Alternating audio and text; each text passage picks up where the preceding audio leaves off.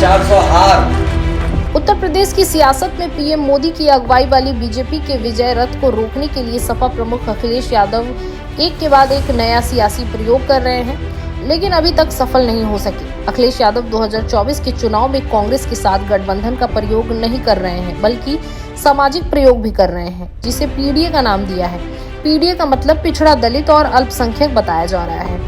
2024 की रणभूमि में सपा की तरफ से घोषित किए गए उम्मीदवारों की सूची से एक बात साफ दिख रहा है कि ब्राह्मण पूरी तरह साफ, तो ठाकुर और मुस्लिम हाफ। अखिलेश अब ना ही एमवाई और ना ही पीडीए फॉर्मूले पर दांव खेल रहे हैं, बल्कि डीपी समीकरण को लेकर आगे बढ़ रहे हैं। सपा यूपी में कांग्रेस के साथ गठबंधन कर चुनाव लड़ रही है। सीट शेयरिंग के तहत सूबे में 80 लोकसभा सीटों में से कांग्रेस 17 सीट तो सपा 63 सीट पर लोकसभा चुनाव लड़ने की सहमति बनाई है।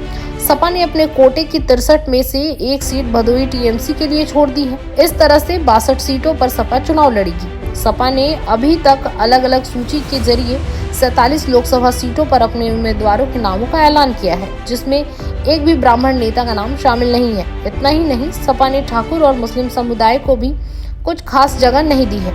अखिलेश यादव ने अपने कोटे की 62 में से 47 लोकसभा सीट पर अपने उम्मीदवार उतारे हैं, जिसमें सबसे ज्यादा तवज्जो दलित और पिछड़े वर्ग से आने वाली जातियों को दिया गया है। सपा ने 24 ओबीसी समुदाय को टिकट दिया है, तो 14 दलित समुदाय के प्रत्याशी उतारे हैं। इसके अलावा 4 स्वर्ण समुदाय के प्रत्याशी हैं, तो 3 मुस्लिम को टिकट दिया है। स्वर्ण समुदाय के ठाकुर समाज के 2 नेताओं को प्रत्याशी बनाया गया है। इसके अलावा खत्री से 2 प्रत्याशी उतारे गए हैं, तो एक भूमिहार और एक वैश्य समाज से उम्मीदवार बनाए गए हैं।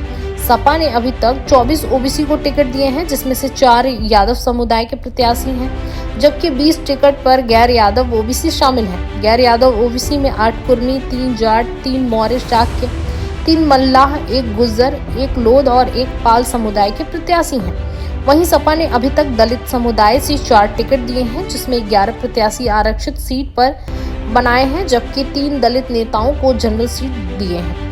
सपा ने दलित में जाटव, पासी, वाल्मीकि, धोबी और कोरी सहित राजवंशी समुदाय के प्रत्याशी बनाया है। इससे एक बात तो साफ है कि सपा का पूरा फोकस इस बार दलित और ओबीसी समुदाय के वोटों पर है। इसीलिए सबसे ज्यादा टिकट उन्हीं समुदाय को लोगों को दिया गया है।